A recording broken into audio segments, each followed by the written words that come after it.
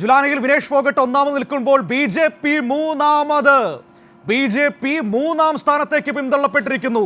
ഇതിൽ പരം ഒരു മറുപടി, ഇതിൽ പരം മനോഹരമായൊരു സ്വർണ്ണ പതക്കം കഴുത്തിൽ തൂക്കാനുണ്ടോ വിനേഷ് ഫോഗട്ടിന്?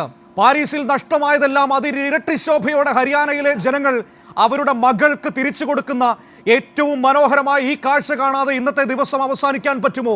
ഇത്രയും മനോഹരമായ ഒരു കാഴ്ച ഇന്നത്തെ ദിവസം നമുക്ക് നൽകുകയാണ്. വിനേഷ് ഫോഗട്ട്, രാജ്യത്തിൻ്റെ മകൾ, ഇതാ അഭിമാനത്തോടെ ഒളിമ്പിക് മെഡലിനേക്കാൾ ശോഭയുള്ള ജനകീയ പതക്കം കഴുത്തിലണിഞ്ഞു നിൽക്കുന്നു. അവിടെ BJP സ്ഥാനാർത്ഥി മൂന്നാം സ്ഥാനത്തേക്ക് മാനം നോക്കി നിൽക്കുന്നതാണ് നമുക്ക് കാണാൻ കഴിയുന്നത്.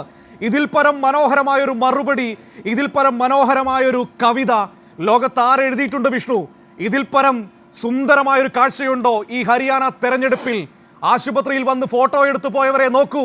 ഇതാ വിനേഷ് ഫോഗട്ട് ചിരിച്ചുകൊണ്ട് തല ഉയർത്തിക്കൊണ്ട് ഒളിമ്പിക് മെഡലിനോളം വലിപ്പമുള്ള ജനങ്ങളുടെ അംഗീകാരം കഴുത്തിലണിഞ്ഞു നിൽക്കുന്ന അതിമനോഹരമായ ഒരു കാഴ്ച. ഒപ്പം തന്നെ കശ്മീരിൽ നിന്ന് പുറത്തു വരുന്ന വിവരങ്ങൾ രസകരമാണ്. അവിടെ BJPയും ജമാഅത്തെ ഇസ്ലാമിയും തമ്മിൽ അന്തർധാരയുണ്ടെന്ന് പറഞ്ഞു കേൾക്കുന്നു. ഇരുട്ടുമുറിയിൽ കയറി നാട്ടുകാരെ മുഴുവൻ സംഖ്യയാക്കാൻ നടക്കുന്ന ചേട്ടന്മാർക്ക് കൂടിയാണ് ആ വാർത്ത നമ്മൾ സമർപ്പിക്കുന്നത്. വിഷ്ണു, തുടരാം. മനു, തീർച്ചയായിട്ടും അത്തരത്തിൽ തന്നെയാണ്.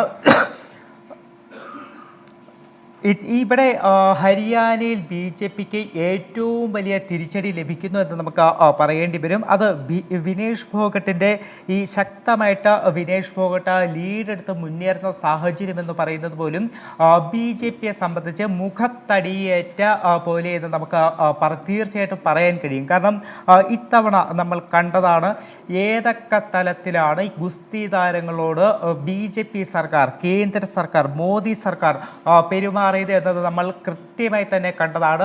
ഇവർ തുടക്കത്തിൽ ബ്രിജ്ഭൂഷണെതിരെ പരാതി ഉന്നയിക്കുന്നു. പക്ഷേ ബ്രിജ്ഭൂഷൺ BJPയുടെ ശക്തനായതുകൊണ്ട്, അയോധ്യ അടക്കമുള്ള മേഖലകളിലെ ഏറ്റവും ശക്തനായ നേതാവായതുകൊണ്ട് ഈ ലൈംഗിക ആരോപണത്തിലടക്കം ആ ബ്രിജ്ഭൂഷണെ സംരക്ഷിക്കുന്ന നിലപാട് മോദി സർക്കാർ സ്വീകരിച്ചുകൊണ്ട് ഗുസ്തി താരങ്ങളെ വളരെ ക്രൂരമായ നിലയിൽ നേരിട്ട് നമ്മൾ കണ്ടതാണ്. ഇവിടെ ദില്ലിയിലെ പാവപ്പെട്ട പെൺകുട്ടികളുടെ ആത്മാഭിമാനമാണ് ചോദ്യം ചെയ്യപ്പെട്ടത്. രാജ്യത്തിന് വേണ്ടി അഭിമാനമായ ലോക മെഡലുകൾ കഴുത്തിലണിഞ്ഞ മനുഷ്യരെ ദില്ലിയുടെ തെരുവുകളിലൂടെ ഇട്ട് വലിച്ചിഴച്ചപ്പോൾ ഓർത്തിരുന്നില്ല ജനങ്ങൾ ഒരുങ്ങി നിൽക്കുന്നുണ്ടെന്ന് മറുപടി പറയാൻ കരുത്തുള്ള ഒരു മനുഷ്യർ, ഒരു ജനത ഈ നാട്ടിലുണ്ട് എന്ന്.